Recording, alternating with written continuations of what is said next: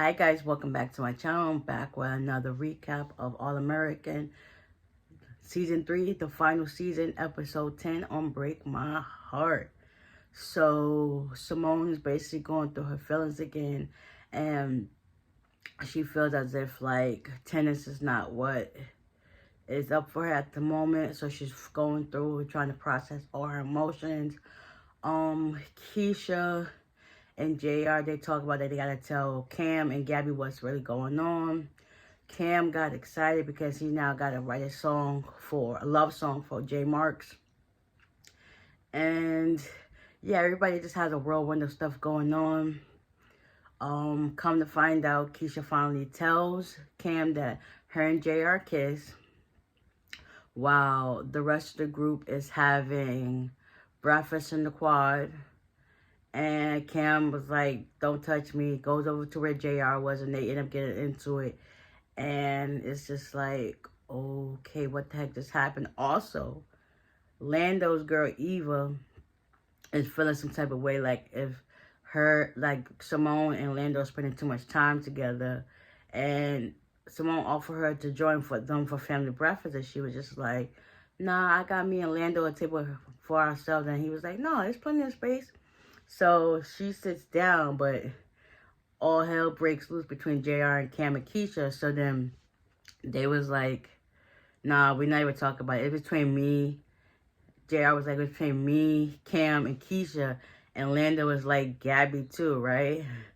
Like, it wasn't at the plan to tell both of them, not just one person. So now everybody's, like scatterbrains, trying to figure out what happened with that. So Simone, she's going to do workout, and also she sees Lando. Well, Lando sees her, and he's with Eva, and he went to go help her, and she's figuring out like tennis is not what it is. I believe tennis is not what it used to be because Lando is giving her that feeling she had back when they was becoming just friends, and it's just like he's easy to talk to and be around. That's the type of vibe she's getting from it. But it's like when he's not around, she's up, blah, blah, blah. So at that same moment, the lacrosse team comes out of the locker room and they figure out they about to be cut next. Coach Marcus talks to me like, listen, figured out it's only a matter of time before Brinkston don't have no sports. So now they figured out a way to like keep all the sports involved, because first is baseball, now it's lacrosse. Who knows? It could be track and field. It could be a number of things, and it's just like, what the heck is really going on? So now they start taking into consideration, like, we need to do something else to keep the hope alive about the sports and stuff like that. So Cam, he's just focused on writing his love song. He started writing some stuff, but it wasn't up to the par. So J Marks came to like check on him to see how things was going. He was like, yeah, this could be a lot better, and I'm gonna need this stuff done in a couple of days. Because he also visited the school to see how Cam is really doing things and stuff like that. So that was also a plus. Nate is going through some issues with his boyfriend Ryan. He's figuring out picking law schools from out of town, but at the same time, his boyfriend wants him to stay around so they can, find something more stable. And all his friends and family is there. So it's like, Nate doesn't want to stay, but Ryan does. So now that's causing an issue between them two. At the same time, Coach Marcus, he brings in alum who used to be in the baseball and stuff like that. And that got Lando, Simone, and JR thinking, like, maybe we should do like a sports museum. And each one of the sports teams can like help fund it. They could do a live like telethon, like digital thing. And everybody can see and also come to find out, Amira, the president, Dr. P, she also got wind of that, and they was like, yeah, this is cool enough, but y'all gotta be the one to fund it. So in order to have a program, we gotta come out of our pocket. So that's when they put their brainstorming brains together and decided that we're gonna do this.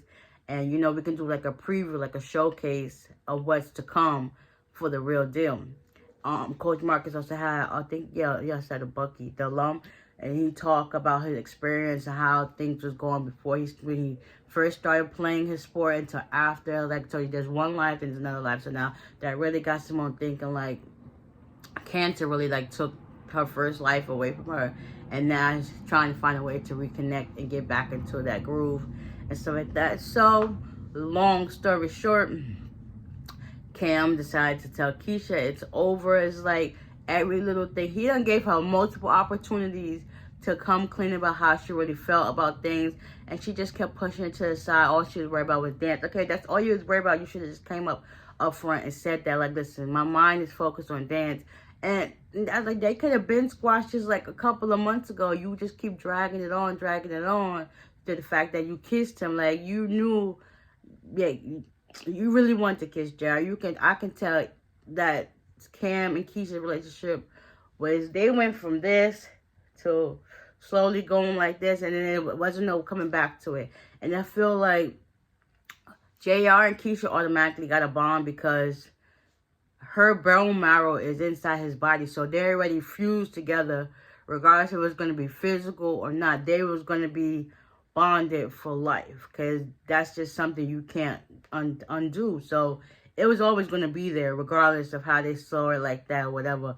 But anyways, yeah. And Cam, he knew he like, in a way, he kind of shut Keisha out, because as she was trying to talk to him, all he was focused on is music. So I kind of see, like, y'all both played a part in having y'all relationship get strained, because it's not all on Keisha, because you did play a part in it too. Like, when she was trying to talk to you, was just zoned about writing the song.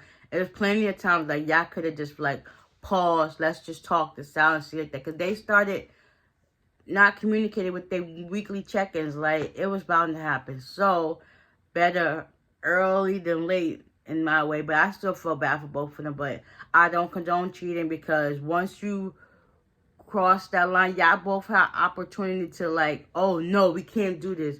Y'all both went for it, and y'all went for it for a good couple of seconds into minutes. Like, bro, y'all was not thinking about y'all significant others in that moment. Y'all was thinking about yourselves. So after that, Eva, while they was planning their event for the real thing, Eva went to Simone, basically told her, I need you and Lena to start spending time together. So Simone was like, okay, bet. Even though that's her line sister, she was like, okay, cool. So she went outside to do her work and stuff like that. JR picked up on the activity of what Simone was putting down. He was like, listen, some things, just let me know if you need help with anything, stuff like that. And he's like, cool, I got you. Now it's time for the event. And Lando is wondering, like, why Simone's so standoffish. He ended up talking with Cam. Cam talks about the song and stuff like that. He was like, listen, sometimes your hurt is your strength. So if you can't tell nobody, put it in the song. So that gave Cam the idea. I guess he came out with a fire song. We don't know. But then again, it's now time for the event. And Lando still is looking across the room. He notices, like, Simone is, like, so standoffish to him.